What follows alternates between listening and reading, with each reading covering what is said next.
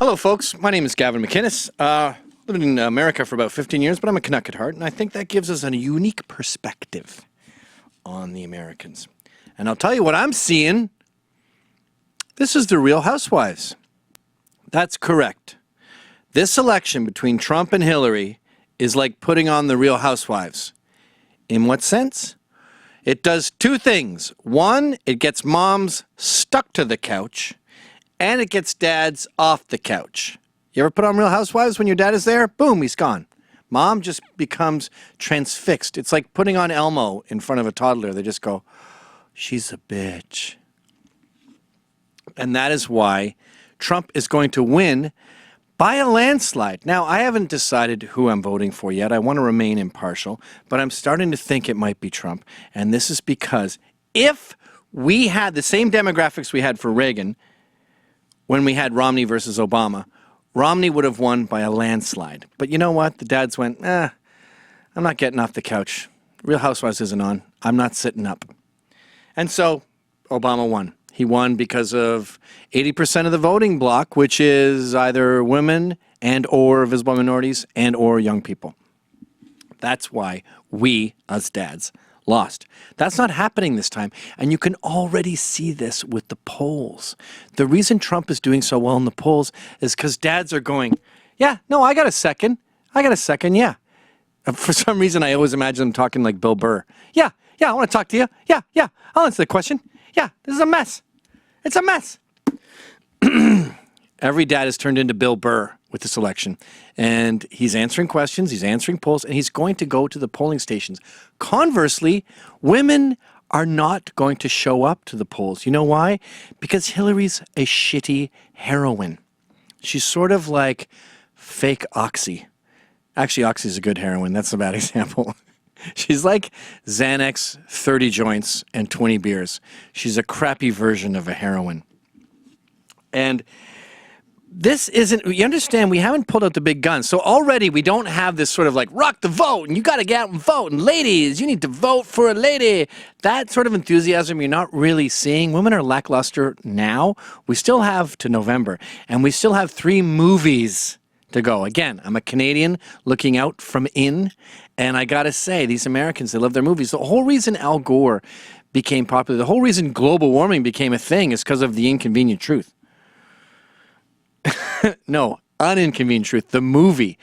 It wasn't inconvenient because it wasn't true. He got the whole hockey stick wrong. Mark Stein will tell you all about that. But Americans love just sitting and watching. They're not big on the reading thing. So a documentary is what changed the course of environmentalism forever in this country. And I think documentaries are going to change the course of Hillary's campaign. Mostly Hillary's America by Dinesh D'Souza, which looks like a neutron bomb on her campaign. And then we have The Bloody Road to Cleveland and, of course, Torchbearer. Breitbart heavily involved in the latter.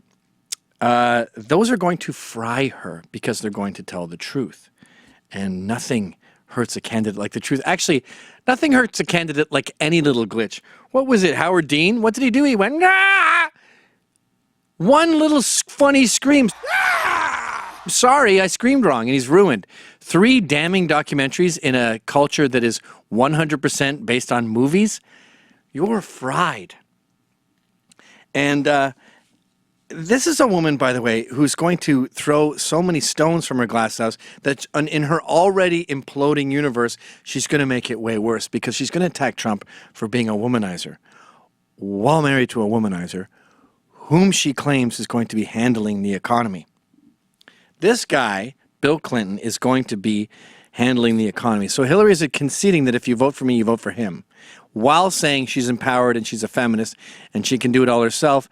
And he cheats on you so much, you beat him.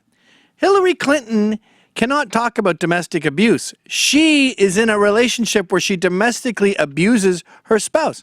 Now, that's one of the only things I like about her. If your husband cheats on you with such regularity as Bill Clinton does, you should smack him around a little bit. And the fact that we have Bill Clinton with big sunglasses saying, oh, sorry, I bumped into the cupboard. That was embarrassing. I'm such a klutz. Taking the woman's role in the relationship is one of the only cases of domestic abuse that I consider acceptable. A woman can beat a man if he beats on her a lot. What she can't do, however, is win the election as a feminist. So what we have here is a whole new clean slate. For the first time ever in American politics, or for the first time in well over a quarter century, we have American men going, wait, what's going on? I mean, look at all the superdelegates and the talk of the popular vote. We haven't heard this before. People weren't interested in the intricacies of politics. It's like they've awakened a sleeping giant. And that sleeping giant is called the dad. And that dad is going to elect Donald Trump in a landslide. And you know what? I think I might too. Thanks for watching. Click here to never miss a Rebel update. Want even more of the Rebel? Well, click here to become a premium member.